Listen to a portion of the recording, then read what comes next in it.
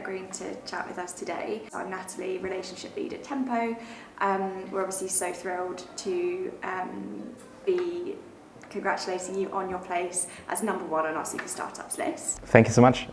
Really honored, humbled to be number one.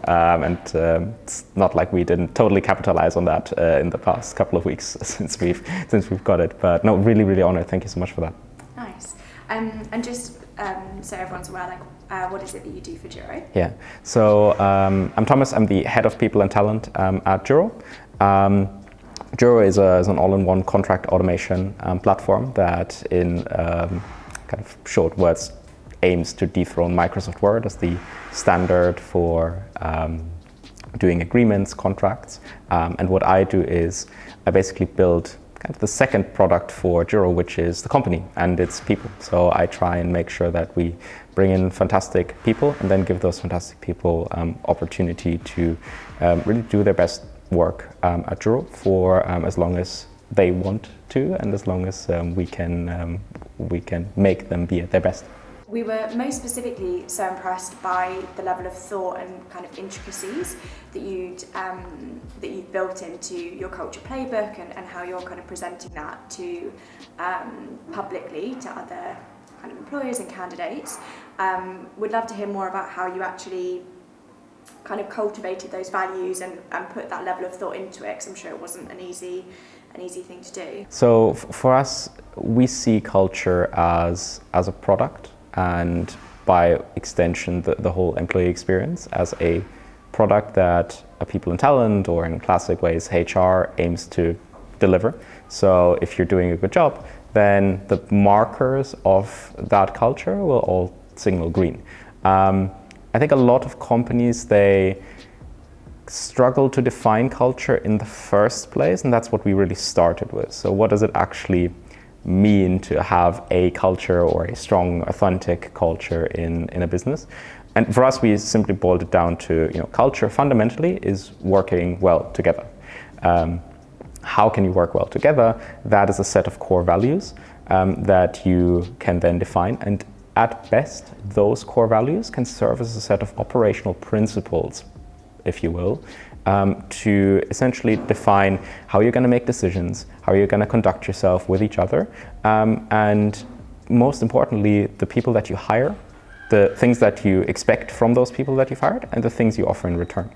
So in our culture playbook and in our open handbook, what we do is really try and infuse those values as operational principles into everything that we offer and expect. For example, every single one of our benefits is guided by those values as principles. So when we offer time off, we, for example, would say, okay, what is the more human way, be more human being one of our core values, to essentially offer people flexibility in how they take time off, for example, which is why most of the time off buckets that we offer are trust-based. And the same really goes through all of the kind of strands of just sticking with benefits as an example, through flexibility, well-being, mobility, social, etc. But really it's also a feedback loop. So you really can't know whether you're doing a good job unless you know what you're trying to measure. So you can't do a good job unless you know what good looks like.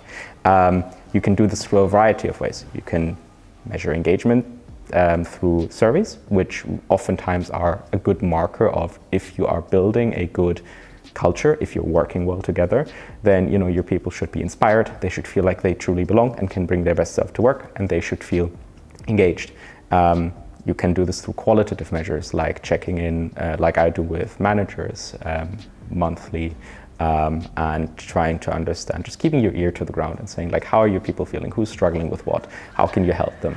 A lot of the work that we do, and I specifically, to enable a strong and authentic culture is 80% through managers. Because I will not be able to, we're 50 now, and that's gonna, still work. I still know everybody's face, I know everybody's name. At 150, that's not gonna work anymore, that can't scale. But what I can do is making sure that our managers are enabled to really know what our operational principles, our values are, and then deliver those to our people as best as you can. So really measuring through quantitative, qualitative, in iterative cycles, and getting feedback backwards to say, are we still having in the business now what we set out to build like 12, 18, 24 months ago?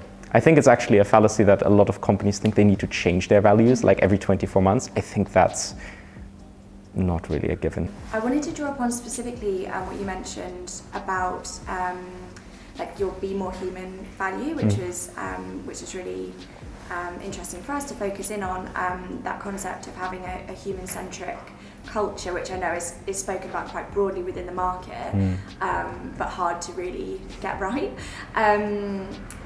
So yeah, interested to hear more about that in terms of what that actually means for you as a business and how you've put that in play in a very kind of sincere and real way at Juro. Yeah.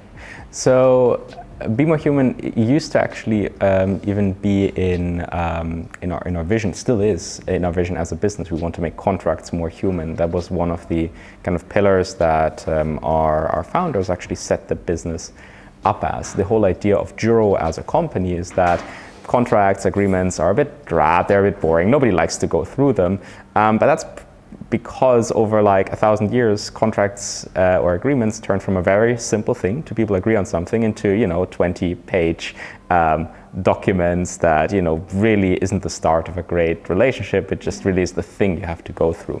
And they thought this is a principle that we want to apply when we want to build a great product, which is Juro itself as a platform. But this can also extend to the company that we want to build. So taking as an example of embedding Be More Human into how we interact with each other, the career maps that we have, which essentially line out where you're currently at in terms of like your own career within Juro, what level you're at, how you can get to the next stage. Every single skill that we want to encourage to help people get to the next level, those are all based on the core values we've got. So for example, as a salesperson, Be More Human really just means a kind of consultative sales approach and showing a genuine curiosity about the customer. You won't be able to succeed at sales in Juro if you kind of try to sell too soon. So we're really trying to pick out that as a personality trait, as an approach to sales, to say, okay, how genuinely interested is this person in understanding the pains of a customer? And for us, really, this is just an expression of Be More Human. And you get the same thing multiplied by about a dozen career maps across every single department at Juro: sales, marketing, customer success.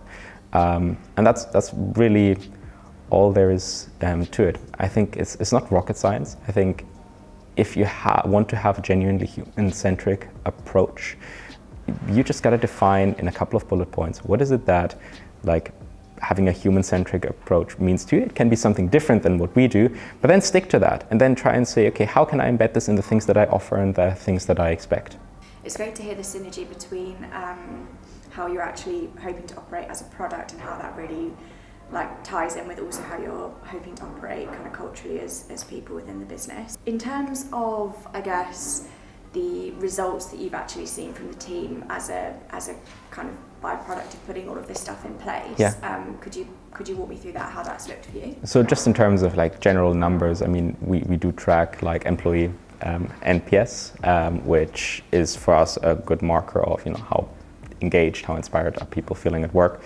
That one at the last survey was actually at 92, with kind of steady in the upper 70s, and that's really fantastic. We do try and cross-reference this obviously with performance data, like are people hitting targets, are we achieving our OKRs, because we really want to show also evidence that including to investors, board members, you want to show that okay, the numbers that you've got, do they actually tie to better results? And they do. Yeah. In terms of the things that we see from our team, I mean, we do see that correlation between higher NPS and hitting targets, hitting quota, etc. And I think that's not a unusual thing. There's studies out there that are years old at this point that do say that, you know, a team that feels a greater sense of belonging tends to also bring better results. That includes things around diversity as well. It's quite well established that you need a diverse setup of people. And I don't just mean diverse in terms of gender, ethnicity. It also just means diversity of thought and different perspectives, especially when you have to solve complex problems and trying to, you know, dethrone Microsoft Word, a word processor that's been around since 1982. You know, that's a very complex problem to tackle, and you need a lot of different perspectives in order to do that. So by encouraging discourse and bringing in new ideas, which all kind of ties into being more human in those various career tracks, and us saying, you know, not just what are you supposed to achieve, but how are you supposed to achieve it.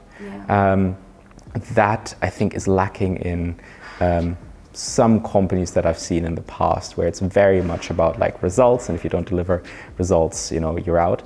Obviously, we're a very results-driven culture at Juro as well, but we care just as much about like how do you go about achieving those results.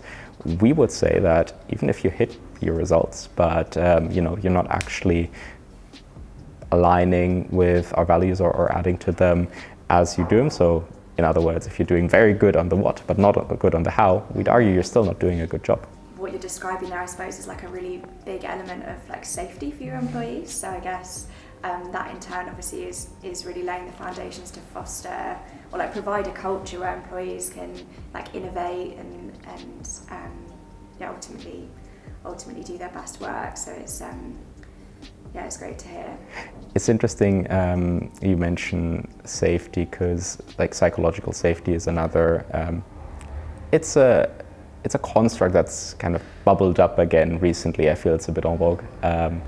We're measuring this as well, obviously, to understand, okay, do our people actually feel safe, right? Because a lot of people, I think they conflate things like engagement, belonging, psychological safety. Those are all different psychological constructs, and you want to make sure that you can actually measure all of them. You also want to see which of these correlates, let's say, the most with churn or turnover, right?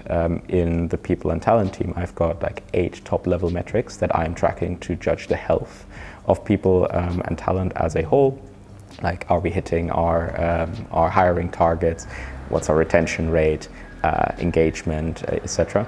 But you know, belonging is a separate sub-construct. Do people feel that they can bring their whole selves to work? Psychological safety, also separate construct. It's the sense, you know, not just are you kind of engaged at work, not just can you bring your whole self to work, but also do you feel empowered to bring in new ideas? And the thing that I really love is when I do onboarding check-ins with people who join. I do this at 30, 60, and 90 days. It's very well-being focused, and I ask, you know, how are you feeling about, you know, your expectations, you know, mentally, etc. One of the latest things that I did here is that, you know, one of my expectations coming into Juro was that, you know, I could actually be empowered to bring in new ideas, to be a bit disruptive, because that's something I didn't get to do at my last company, and that is, and like I got to do that, which was really cool to hear. It's also the reason why I came into the business. I really wanted to join a company where I could make my mark and ultimately build a company that other startups want to copy. And I did, and that's a personal ambition of mine. And I think just by giving a framework for how to build a good culture, that you actually know what it means and how to measure what good looks like, that's for me doing a good job personally. So yeah, really interested to hear how all of this has had an impact on your hiring strategy and how you hire and how you ensure that you're basically hiring in line with the values and culture that you've created, so you can continue to sort of perpetuate this as the business grows. Yeah. One thing that had bugged me in the beginning and that took me a while to figure out is how all of these things actually interconnect. The solution that I arrived at that works best for Juro is that really what an interview process is is an attempt at leveling somebody in the career maps that we have. So, people in the business are at certain levels in their career. Let's say a salesperson is anywhere between like level 1 to 5, from a business development or sales development rep all the way to a senior strategic account executive. Really what we're trying to figure out with an interview process is, where does this person fit within that map? And is that what we're looking for, what we need at any stage? So we put heavy work into the discovery process of an interview process for any given role. So we're really trying to establish, first of all, why are we hiring for this role? What pains are we seeing today? What's the root cause of those pains? How can we solve those pains? And is hiring somebody even the right choice for this? I feel a lot of companies, especially in scale-up mode, they tend to overhire. And I think the reason is because there isn't enough thought that is going into hiring people in the first place.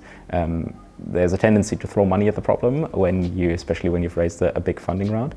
And I've always been very fortunate that as a strategic advisor, ultimately, for the business, rather than a support function, which I think is lots of people see HR as these days, which is probably not my kind of thing.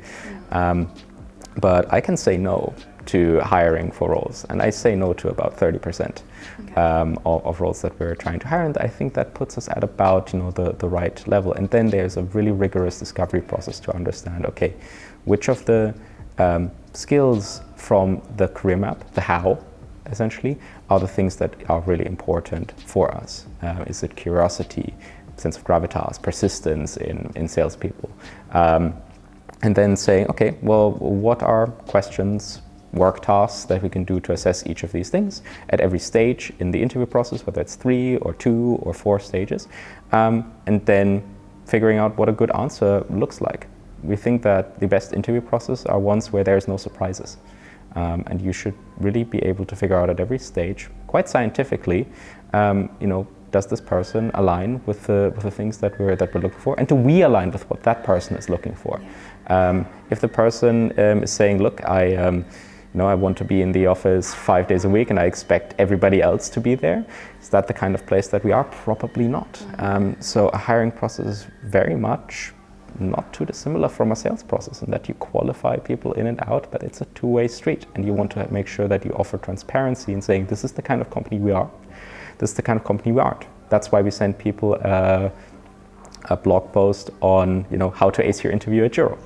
This is why we send people personalized feedback at every stage of the interview process, because we think that for all this rigor in really sticking to the qualities that we are looking for in people, we also want to balance it out with really enabling people to do a great job. And we can only do this by giving personalized feedback, by offering the chance to really ask lots of questions throughout the interview process, and by giving them any resources they need to do a great job. And that for us has led to an incredibly low turnover rate so far, and a really excellent growth journey as well, not just as people, but as a company. The thing that I'm really also trying not to do is trying to attract everybody, because we're not no company is a company for everybody. I think you will set yourself up for failure if you're trying to say, hybrid, do anything you want, right? You can be in the office 5 days or 0 days or 2 and 3 days. That's very different mentalities of people that you're trying to bring together. In a way, it's almost trying to breed a shark with a horse. It will probably not work. So you got to, even if it's painful, you got to make sure that you figure out early on what kind of company are you, what are the implications of your culture for what you expect and what you offer and what you don't. If you have that, you're already halfway to building a very attractive place, because I think a lot of people don't say this. Candidates will be attracted to a company that knows quite precisely what they want. Yeah. The best people out there will really value being able to make an informed decision early on in a process of whether this is the place that they want or not. But if they do, they will stick with you. They will be loyal. And they will be really inspired to work for that business, or be put off. And if you can figure out that sweet spot, I think you've got a really winning hiring strategy and a really winning retention strategy as well. Amazing. Well, yeah, it's been really enjoyed our chat today, so thank you so much. It's been really insightful.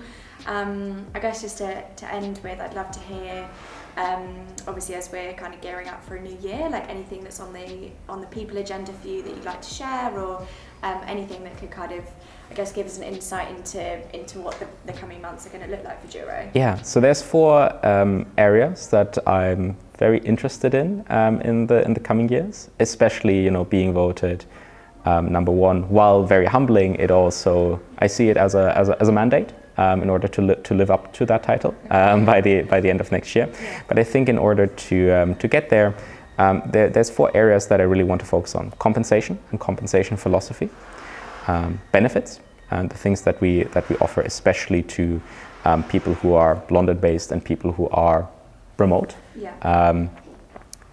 Number 3, the environment, and that includes a physical environment, like in an office. And also a mental environment. I think there's these 2 areas. What is the kind of space, mental and physical, that you do your best work in?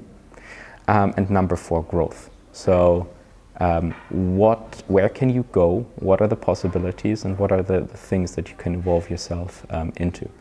With these 4 areas, I really want to make sure that A, we are best in class, and B, that we are aligned with the root core values that we've always had: be more human, trust and deliver, love the details, keep it simple. But I think there's got lots of exciting things planned for each of those areas. And obviously, like, once it's ready to share, we're very going to be very happy to put it out there so other people can hopefully take it as an inspiration, just like I take a lot of what the people and talent community out there does as inspiration.